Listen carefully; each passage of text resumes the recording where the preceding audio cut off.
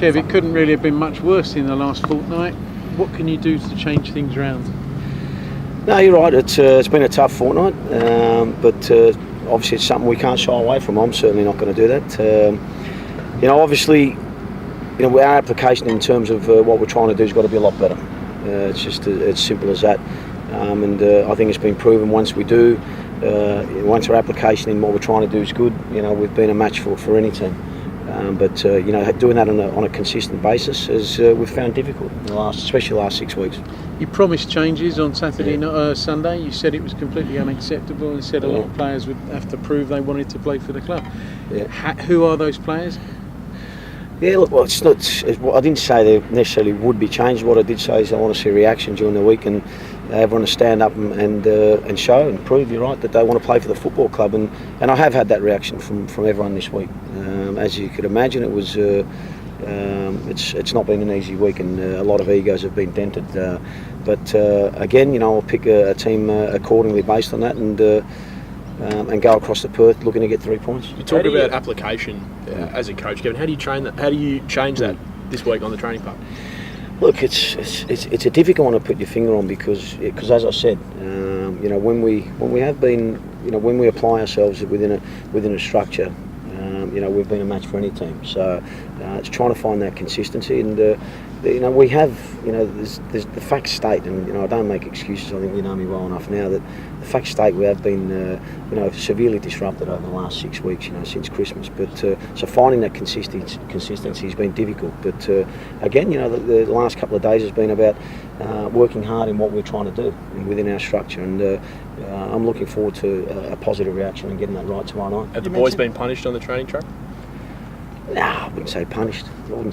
It's a matter of getting out there with professional sports people. They've got to get out there and work on deficiencies and also work on what we're good at. And that's been more the thing for me this week is working harder on what we're good at, because as I said, when we get that right and we apply ourselves in the right way, we're a match for any team. You mentioned disruptions in the last 6 weeks. Yeah. What exactly? I don't want to harp on about it because it'll be written up tomorrow like they're excuses, and it's not an excuse. We've had enough bodies to pick teams. We have had distractions in terms of players over the last 6 weeks since Christmas, if you like. But and that's probably the reason for the inconsistency. But that's about it. As a young coach or a coach kind of making your way, is it hard not to have self-doubts when things go wrong? I mean, what do you do in terms of looking internally at your own job? Is it hard to find that positivity? I think I certainly believe in what we're trying to do here, and look, after without doubt, I assessed myself after last week, and I'd like to think that everyone did, associated with the football club, and I get back to that. I've got firm belief in what we're trying to do, and it's been proven that when we do it right, we're a good footballing team, and we can take any team to the sword, if you like. But finding that consistency has been puzzling over the last 6-7 weeks. How important is it to score that first goal tomorrow night? And you're worried about the mental fragility of the players? If I place such importance on scoring the first goal, what happens if we don't? Where do we go from there? So, for me, again, looking at goals, looking at results, you take your eye off the process.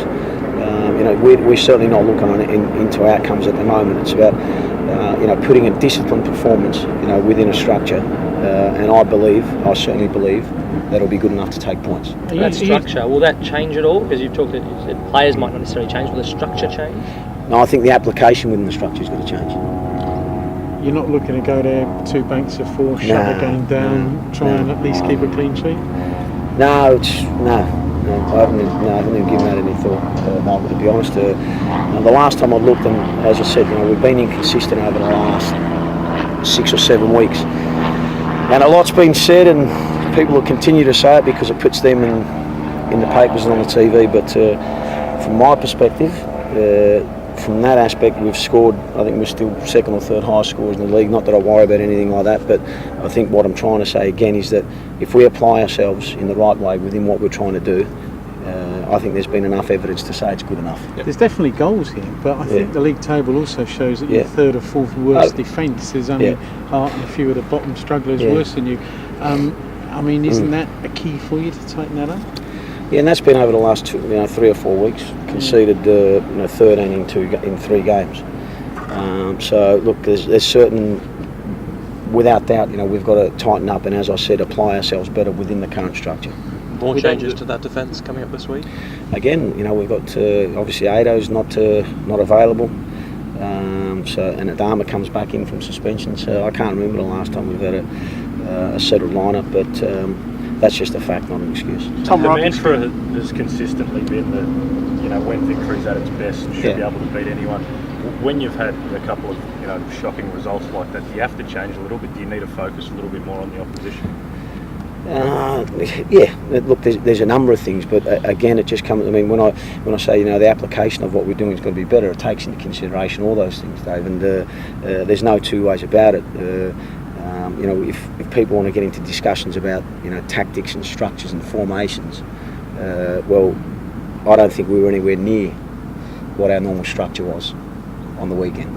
So yeah, does the structure need to change? Yeah, we've probably got to get back to what it was. Well, do you get enough defensive commitment from your attacking players? Because you often look very light on at the back. I'm not going to highlight individuals because, as far as I'm concerned, it just goes without saying we're in this together. But there were things that occurred on the weekend and to an extent in Wellington as well that suggests to me that it didn't look like how we want to play within that structure. So if you're wanting to get into a debate about structures and formations, I'd argue that the last 2 games you haven't seen what the structure's meant to look like. So does it have to change? I'd say yes, and get back to what it's meant to look like. Tom Rogic get a full game time this week? Yeah, I'm looking at that. We've pushed him as much as we can in the last couple of days, and I thought he was bright and when he came on, obviously in difficult circumstances. But it's certainly something I'm looking at. Yes. William Gallas came out and said that Perth could win the league. Have the last couple of weeks shaken your belief you can win the league? No. I mean, there's 2 questions there. You asked me about William Gallas and what he thinks Perth can do is irrelevant to me, and from our perspective, like I said, I've got a strong belief in what we're trying to do here. It's just about getting that consistent, and getting it as close to what it's meant to look like on a regular basis, and I'm pretty sure that'll be enough.